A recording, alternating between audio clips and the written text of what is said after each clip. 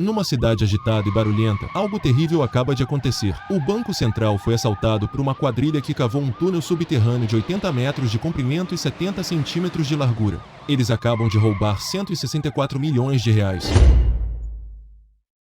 O assalto ao Banco Central. Há 3 meses atrás, o bando recebeu informações detalhadas sobre o funcionamento do Banco Central e suas plantas subterrâneas.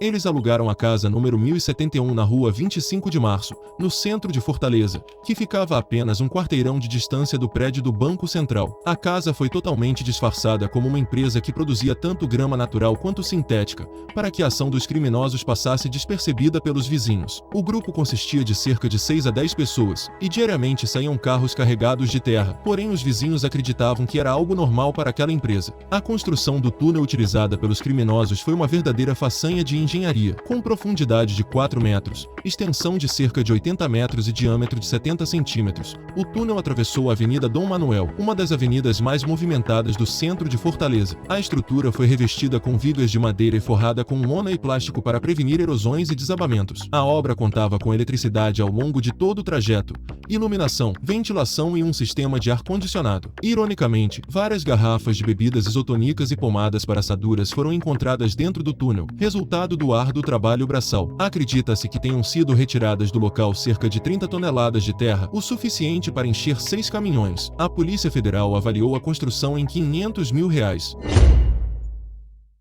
A entrada no banco. Após a escavação do túnel, os criminosos enfrentaram mais um desafio: atravessar a blindagem do cofre. O piso, que possuía 1,10 metros, era feito de concreto reforçado com aço. Para isso, utilizaram maquitas, mesma máquina para cortar cerâmica, máquinas com discos de diamante adaptadas para diminuir o ruído e uma britadeira. Nenhum alarme foi acionado e as câmeras de segurança não registraram nada, pois apenas filmavam sem gravar. Uma das câmeras principais já estava bloqueada por uma empilhadeira. As notas levadas pesavam cerca de 3,5 toneladas, todas de R$50, o suficiente para encher 6 caixas e meia de água, cada uma com 1 metro cúbico. Somente as cédulas danificadas, destinadas à incineração, foram roubadas. O Banco Central informou que as notas sem numeração haviam sido retiradas da rede bancária para análise de conservação e parte do dinheiro seria devolvida ao sistema financeiro, enquanto outra parte seria incinerada. As cédulas foram carregadas através do túnel em bacias puxadas por cordas, utilizando um sistema de roldanas. As prisões.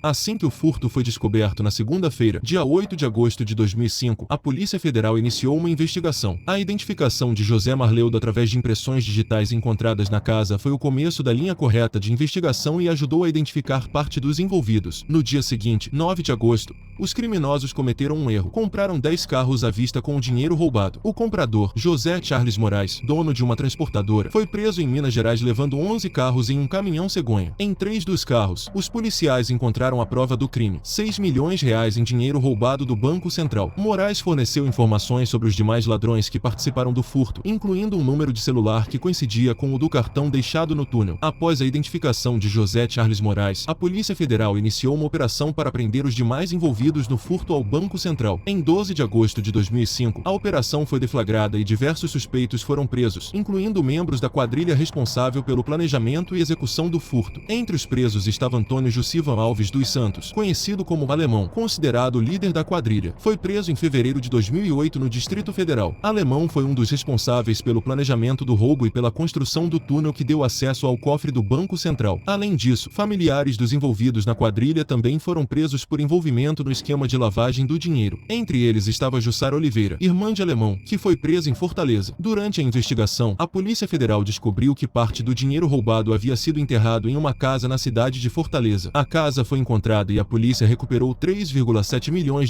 em dinheiro enterrados no quintal. A operação para prender os envolvidos no furto ao Banco Central contou com a participação de mais de 200 policiais federais e foi considerada um marco na história da segurança pública do país pela complexidade do crime e pela quantidade de dinheiro envolvida. A quadrilha foi desarticulada e a maioria dos envolvidos foi condenada e presa pelos crimes cometidos. Ao todo, mais de 40 pessoas foram presas durante a operação. O valor total roubado ainda é incerto, mas estima-se que tenha sido em torno de 164 milhões de reais. Os principais envolvidos no assalto ao Banco Central de Fortaleza são Antônio Jussivan Alves dos Santos, o alemão, apontado como o mentor do assalto. Foi preso em fevereiro de 2008 no Distrito Federal. Foi condenado a 49 anos e 2 meses de prisão, depois de admitir ter ficado com 5 milhões de reais do furto. Na madrugada de 8 de agosto de 2017, tentou fuga da penitenciária Francisco Hélio Viana de Araújo, no município de Pacatuba, no Ceará, e foi baleado na barriga, tendo que passar por procedimento cirúrgico. Luiz Fernando Ribeiro, o Fernandinho, considerado pela PF o primeiro financiador e um dos líderes do plano, foi sequestrado e morto em outubro de 2005 em Camanducaia, em Minas Gerais, mesmo após a família pagar 2 milhões de reais pelo resgate. Moisés Teixeira da Silva, o Tatuzão, preso em julho de 2009 em São Paulo, era o escavador e considerado um dos chefes do bando. Ganhou este apelido por causa de sua habilidade para escavar túneis. Foi condenado a 17 anos de prisão, mas depois teve sua pena reduzida para 2 anos. Marcos Rogério Machado de Moraes, o Cabeçudo, apontado como engenheiro do túnel, foi preso em agosto de 2007 em São Paulo. Fugiu de uma prisão em Itaitinga, no Ceará, em fevereiro de 2011 e está foragido. Jorge Luiz da Silva, com o uso de documentos falsos, abriu a empresa de fachada para encobrir a escavação do túnel utilizado no furto. Foi preso em 25 de setembro de 2008. Delcimar Neves Queiroz, ex-segurança do Banco Central de Fortaleza, que forneceu a exata localização do cofre, juntamente com o posicionamento das câmeras de segurança, dos alarmes, dos sensores de movimento e das gaiolas de dinheiro. Recebeu 2 milhões de reais do dinheiro roubado e foi preso em 2006. Antônio Argel Nunes Vieira, ex-prefeito de Boa Viagem, no Ceará, foi preso sob suspeita de ter financiado a construção do túnel. Segundo a PF, Vieira deu 100 mil reais ao grupo e recebeu 4 milhões de reais do montante furtado. Edésio Batista das Neves Sobrinho, preso em 2008, foi resgatado com outros 9 criminosos em fevereiro de 2011 de uma prisão em Itaitinga, no Ceará. Em junho do mesmo ano, Edésio foi recapturado em São Paulo. Jean Ricardo Galian, o Gordo, preso em 29 de março de 2017 em Borrazópolis, no Paraná. Gordo era considerado o segundo homem na hierarquia da quadrilha. Na época da prisão, ele estava com uma identidade falsa em nome de um irmão falecido e portava um revólver calibre 38. Foi condenado a 39 anos e 6 meses de prisão pelos crimes de furto qualificado e associação criminosa. Adelino Angelim de Souza Neto, o Amarelo, preso em 14 de agosto de 2018, no Distrito Federal. Amarelo estava foragido e foi localizado após uma denúncia anônima. Ele foi condenado a 49 anos e 10 meses de prisão pelos crimes de furto qualificado e associação criminosa. Raimundo Laurindo Barbosa Neto foi preso em 18 de setembro de 2018 por tráfico de drogas em Boa Viagem, no Ceará. Barbosa Neto fazia parte da quadrilha que roubou o Banco Central e estava foragido desde então. Ele foi condenado a 17 anos de prisão pelos crimes de furto qualificado e associação criminosa. O assalto ao Banco Central em Fortaleza em 2005 foi considerado um dos maiores roubos da história do Brasil. A ousadia da quadrilha, que escavou um túnel até o cofre da instituição financeira e levou mais de 160 milhões de reais em dinheiro, chocou o país e causou indignação na população. O caso ficou marcado na história do país como um exemplo de ousadia e planejamento por parte dos criminosos, mas também de perseverança e determinação por parte das autoridades para combater o crime organizado. Se você gostou deste vídeo e quer ver mais conteúdo como este, por favor, siga o nosso canal, dê seu like neste vídeo e ative as notificações para ser avisado de novos vídeos. Assim, você não vai perder nenhum conteúdo novo e nos ajudará a crescer. Obrigado pela sua ajuda e apoio.